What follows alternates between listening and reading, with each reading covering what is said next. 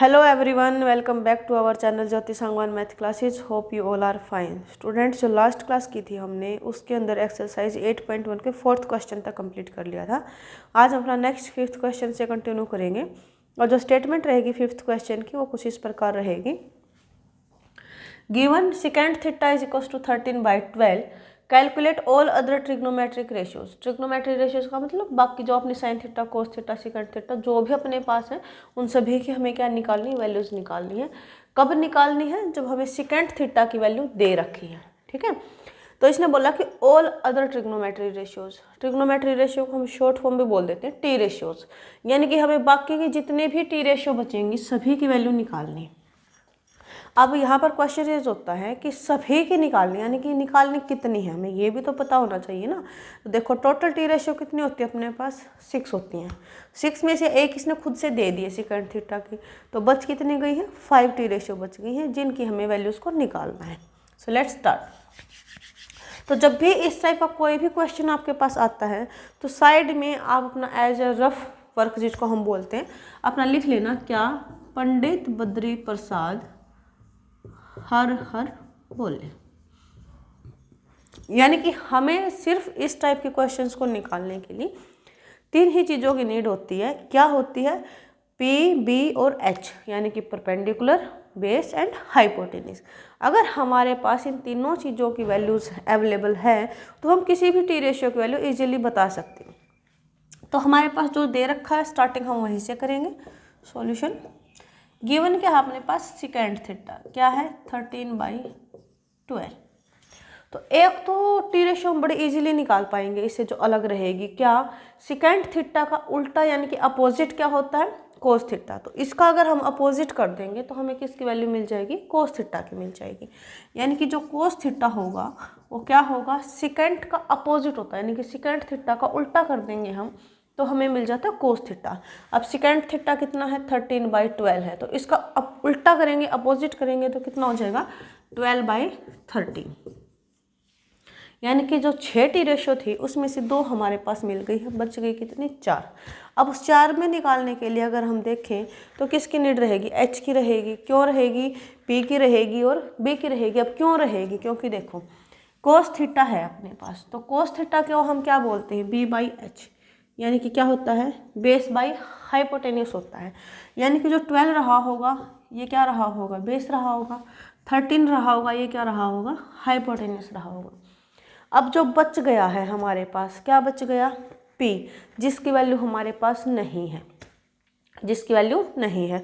अब नहीं है, जब हाइपोटेन्यूस, बेस और परपेंडिकुलर की बात आ जाए, यानी कि राइट एंगल के ऊपर जब भी हम बात करते हैं तो वहाँ पर हम क्या यूज़ कर सकते हैं? पाइथागोरस थ्योरम यूज़ कर सकते हैं। तो यहाँ से हमने क्या किया? यूज़ किया यूजिंग पाइथागोरस थ्योरम। क्या होती है अपनी? h² is equal to b² plus p²। ठीक है, यानी कि hypotenuse square is equal to base square plus perpendicular square. अब h² यानी कि क्या है? 13² हो गया। h की जगह पर क्या है? 13 है।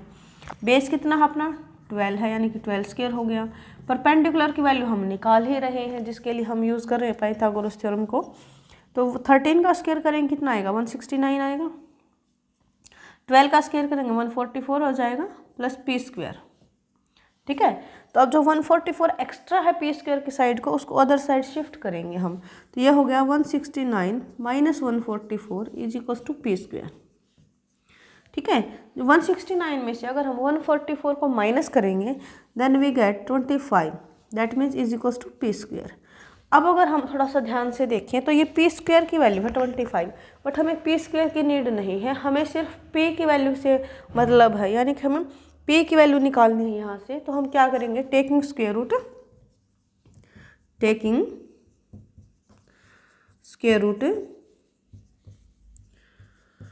ऑन बोथ साइड्स,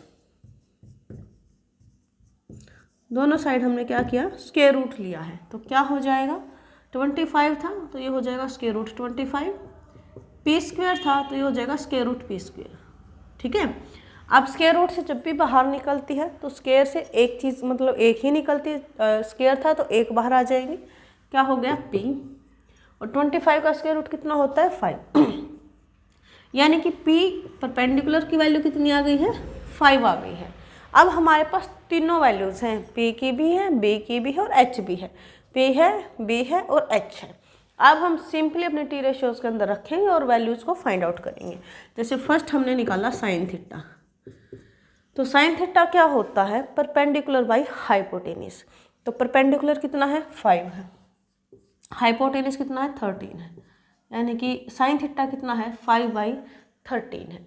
अब साइन का पता लग गया तो कोसिकेंट से इजीली निकाल लेंगे, क्योंकि इसका क्या होता है, अपोजिट होता है। सो कोसिकेंट थीटा क्या होगा, इसका उल्टा, यानी कि 13/5 हो जाएगा। मिल गई हमें कोसिकेंट की value.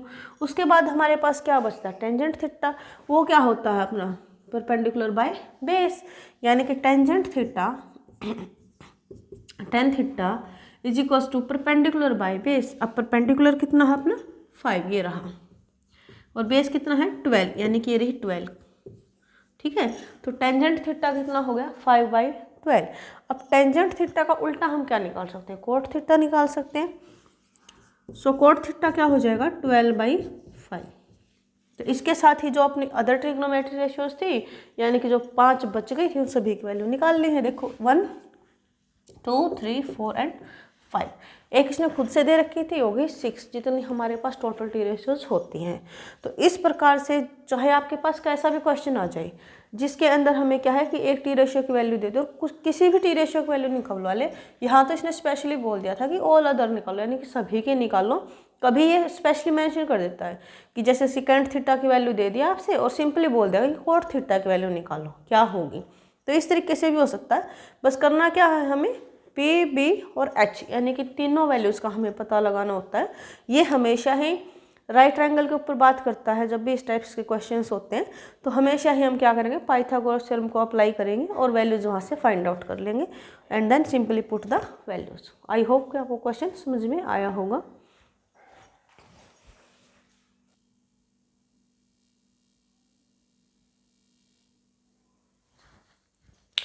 And our next question is, if angle A and angle B are acute angles. Acute angles का मतलब क्या होता है, जो 90 से कम एंगल होते हैं उसको हम क्या बोलते हैं, अक्यूट एंगल बोलते हैं। यानी कि एंगल ए और एंगल बी दोनों ही क्या है, 90 डिग्री से कम एंगल हैं। ठीक है, such that cos A is equal to cos B. अब देखो यहाँ पर टी रेशियो की बात हुई है, कोस आया है, यानी कि cos A is equal to cos B. अब हमें थोड़ा सा की पॉइंट पता है कि जब भी टी रेशियो की बात करेगा और एंगल्स की बात करेगा तो ऑब्वियस सी बात है कि ये राइट ट्रायंगल के ऊपर बात करेगा। तो हम क्या करेंगे, पहले अपने राइट ट्रायंगल को ड्रॉ कर लेंगे। ठीक है, अब ट्रायंगल है तो 3 ही अपने एंगल्स बनेंगे, ये भी अपना पता है सभी को। अब इसने खुद से बोल दिया, अब इसके अंदर क्या है, एक एंगल 90 है, क्योंकि राइट ट्रायंगल बनाए तो ये एंगल क्या है, 90 है, यानी कि ये अक्यूट नहीं है। तो बच गया क्या, ए और बी जो अक्यूट है, यानी कि ये जो एंगल्स हैं ये अपने अक्यूट एंगल है, यानी कि 90 से कम एंगल है। ठीक है, अब इनमें से क्या है, ए और बी है, तो हमने क्या लिखा, ए लिख लिया, बी लिख लिया। ट्रायंगल को नाम देने के लिए हमने क्या किया, सी यहाँ पे लिख लिया। ठीक है, अक्यूट थे ए और बी, तो इस तरीके से हमने क्या किया, सी को अपना 90 डिग्री पे मान लिया, क्योंकि एंगल है तो इसका भी नेम हमें डालना होगा।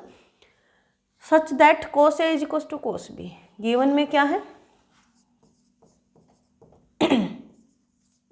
गिवन क्या है अपने पास, cos A is equal to cos B and angle A and angle B are acute angles. यानी कि ये दोनों एंगल्स अपने क्या हैं, 90 डिग्री से कम के एंगल है, एंगल ए भी और एंगल बी भी। Then we have to show angle A is equal to angle B. तब हमें दिखाना ये है, ये जो अक्यूट एंगल्स हैं दोनों के दोनों, ये क्या होंगे, इक्वल होंगी। कब होंगे, जब cos A is equal to cos B होगा। To show that angle A is equal to angle B, ये चीज़ें हमें प्रूव करनी है।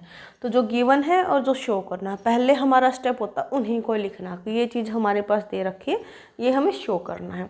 अब हम अपना जो पैटर्न फॉलो करेंगे उसको करेंगे, कैसे करेंगे, देखो इसने बोला है cos A is equal to cos B. ठीक है, तो कोस ए, पहले हम कोस ए ही निकाल लेंगे क्या होता है। देखो कोस के लिए हमने क्या किया था कि जहाँ पर जिन भी दो रेज के साथ या लाइंस के साथ अपना एंगल बनेगा वही दोनों हमने लेने होते हैं। ठीक है, तो ए कहाँ से बना है, ये इधर और इधर। ठीक है, इधर और इधर, यानी कि यहाँ से बना है। तो हमें पता लग गया कि बस यही दो साइड हमें उठानी है। अब काम रहता है, क्योंकि जो अपना फॉर्मूला होता है वो होता है पंडित बद्री प्रसाद हर हर बोले, है ना। यानी कि एक हाइपोटेनियस है इसमें से और एक बेस है। लेकिन अब हमें पता लगाना पड़ेगा कि हाइपोटेनियस कौन सा और बेस कौन सा। यानी कि हम डिवाइड में किसको लिखेंगे, यानी कि डिनोमिनेटर किसको बनाए, न्यूमरेटर हम किसको बनाए। तो देखो b/h है, हाइपोटेनियस डिवाइड में जाएगा। और हम सभी को ये पता है अच्छे से कि जो 90 डिग्री होगा उसके बिल्कुल जो सामने की साइड होगी वो क्या होगी, हाइपोटेनियस होगी। यानी कि ये क्या रही होगी, हाइपोटेनियस, तो ये क्या रहा होगा, बेस। ठीक है, आई होप कि आप इस कॉन्सेप्ट को समझ पा रहे होगे। तो अब हमें क्या निकालना है, देखो कोस ए निकालना है। तो ये क्या बन गया अपना, बेस बाय हाइपोटेनियस, यानी कि बेस क्या है अपना AC बाय AB, क्योंकि हाइपोटेनियस क्या है अपना AB है। अब और क्या दे रखा है इसने, कोस बी दे रखा है, तो कोस बी की वैल्यू निकाल लेंगे हम। ऐसे ही जो कोस बी है, अब देखो कंफर्म हो गया है अपना ये कि ये हाइपोटेनियस है अपना। अब देखो जो कोस बी निकाल लेंगे, तो कोस बी कहाँ से बना, ये ऐसे बना, यहाँ से बना है, यानी कि दोनों साइड यही उठानी है। तो अब अगर हम ट्रायंगल के अंदर कोस बी की वैल्यू निकाल लेंगे, तो अब अपना बेस का काम क्या करेगा, ये साइड करेगी BC, क्योंकि हमें इसी को निकालना होता है। यानी कि जहाँ पर भी वर्टेक्स बनेगा, एंगल बनेगा, वही दोनों साइड्स को उठाना होता है। और 90 के बिल्कुल सामने क्या होता है, हाइपोटेनियस होता है। तो इस चीज़ में कंफ्यूज नहीं होना है कि डिवाइड में हम BC लिखें या फिर AB लिखें, क्योंकि जो बिल्कुल 90 के बिल्कुल सामने है that means that is hypotenuse. तो B/H होता है, यानी कि H क्या है यहाँ पर, AB। ठीक है, तो कोस भी क्या होगा अपना, BC/AB। ठीक है, अब गिवन में क्या है, देखो इट इज गिवन क्या कि जो कोस A है वो कोस B के इक्वल है। क्या है, जो कोस A है वो कोस B के इक्वल है। अब कोस A अपना क्या है, AC/AB, तो ये हमने लिख लिया AC/AB। और कोस B क्या है, BC/AB। ठीक है, अब हमें क्या लेके आना, देखो हमें दिखाना कि एंगल सेम है, एंगल सेम दिखाने हैं, जबकि हमारे पास यहाँ पर क्या है, साइड्स की जो रेशियो है वो इक्वल है हमारे पास एक तरीके से। तो यहाँ पर क्या है, AB डिवाइड में है, उधर जाएगा तो मल्टीप्लाई में हो जाएगा, यानी कि AC = BC/AB multiply by AB। अब डिवाइड में AB है और मल्टीप्लाई में AB है, तो हम इसको कट कर सकते हैं। क्या बन गया, AC = BC, AC = BC। AC किसके इक्वल आ गया, BC के इक्वल आ गया। यानी कि ये जो साइड है AC, ये जो साइड है यहाँ से ये किसके इक्वल है, यहाँ से यहाँ तक के इक्वल है। ठीक है, अब थोड़ा सा अपनी जो ज्योमेट्री हम करते थे उसके अंदर आ जाएंगे। उसमें क्या था कि जो इक्वल साइड्स होती थी उनके कोरस्पोंडिंग एंगल्स क्या होते थे, इक्वल होते थे।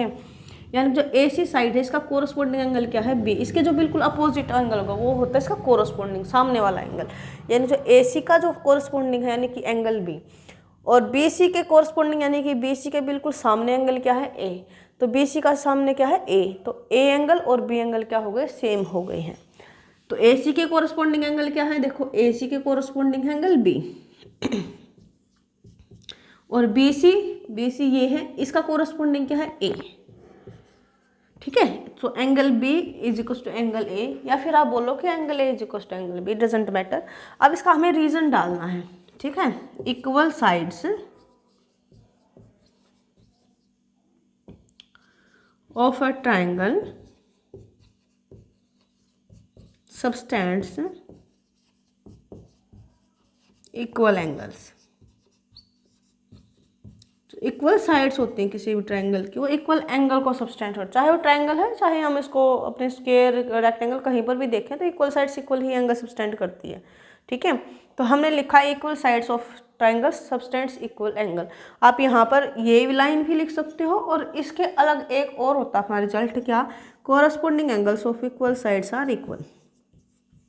Corresponding angles of equal sides are equal. इन दोनों में से जो रिजल्ट आपको अच्छा लगे, सुटेबल लगे, आप वो यहाँ पर रीजन डाल सकते हो एज योर चॉइस। तो यही हमें दिखाना था कि एंगल ए किसके इक्वल हो, एंगल बी के इक्वल हो, हैंस टू प्रूव। ठीक है, आई होप कि आपको अच्छी लगी होगी क्लास, और अगर अच्छे से समझ में आया है तो प्लीज़ वीडियो को लाइक करें, अपने फ्रेंड्स के साथ ज़्यादा से ज़्यादा शेयर करें, और कोई बच्चा अगर फर्स्ट टाइम चैनल पर जुड़ता है then please subscribe the channel. और कोई भी अगर छोटा सा भी डाउट आपके मन में रहता है कि यहाँ से समझ नहीं आया है, तो आप कमेंट सेक्शन में अपने डाउट को ज़रूर कमेंट करें, नेक्स्ट वीडियो के अंदर डाउट को क्लियर किया जाएगा। Thank you students.